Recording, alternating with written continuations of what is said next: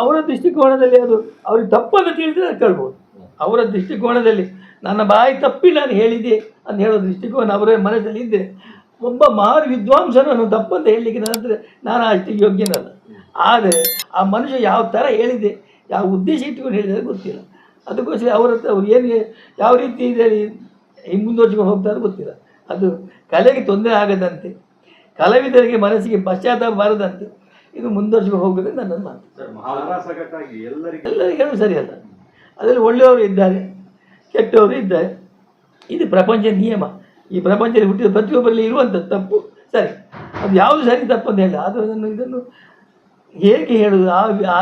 ಸಾಮಾನ್ಯ ವ್ಯಕ್ತಿ ಹೇಳಿದರೆ ನಾನು ಅದು ಹೇಳ್ಬೋದು. ಇದು ಈ ಜನ ಮೇಧಾವಿ, ರಾಷ್ಟ್ರ ಮಟ್ಟದ ಮೇಧಾವಿ, ಮತ್ತು ನನ್ನ ಸಾಮಾನ್ಯ ವ್ಯಕ್ತಿಗಳಲ್ಲ. ಅಂತಹ ಮೇಧಾವ ಬಾಯಲ್ಲಿ ಈ ಮಾತು ಬರಬೇಕಾದ್ರೆ ಅವರದ್ದು ಕುಲಂಕುಷವಾಗಿ ಅವರ ಹತ್ರ ಕೇಳಬೇಕು, ಯಾಕೆ ನೀವು ಇದನ್ನು ಹೇಳಿದ್ದೀರ ಅವ್ರದ್ದು. ನಾನು ಮಾತಾಡಲಿಕ್ಕೆ ಅಂತ ಹೇಳಿ ಫೋನ್ ಸ್ವಿಚ್ ಆಫ್ ಇದೆ, ಅಲ್ಲೇ ಮಾತಾಡ್ತೀನಿ. ಅದು ಮಹಾವಿದ್ವಾಂಸರಾದ್ರೂ ಕೂಡ ಅಂತ ವ್ಯಕ್ತಿ ಆ ಥರ ಹೇಳಿ ಬಾಯಿ ತಪ್ಪಿ ಕೂಡ ಹೇಳೋದು ಸರಿ ಅಂತಂತಂದ್ರೆ ಅದು ತಪ್ಪು, ಅದು ತಪ್ಪು. ಆದರೆ ಅವ್ರು ಹೇಳಿದ ಉದ್ದೇಶ ಏನಂತ ನನಗೆ ಗೊತ್ತಿಲ್ಲ. ಅವ್ರದ್ದು ಕೇಳೋದು ನನ್ನ ಫೋನ್ ಸಿಕ್ಕಲಿಲ್ಲ. ಫೋನ್ ಬೆಳಗ್ಗಿಂದ ಟ್ರೈ ಮಾಡ್ತಾಯಿದ್ದೆ, ನಾನು ಪೇಪರ್ ನೋಡಿದ ಬೆಳಗ್ಗಿಂದ ಅವ್ರು ಟ್ರೈ ಮಾಡ್ತಾಯಿದ್ದೆ. ಅದು ಇವ್ರು ಯಾಕೆ ಸರ್ ಎಲ್ಲಿಂದ ಹೇಳಿದರೆ ಯಾವ ಉದ್ದೇಶ ನಾನು ಅವ್ರಿಗೆ ಕೇಳಬೇಕಂತಿದ್ದೆ.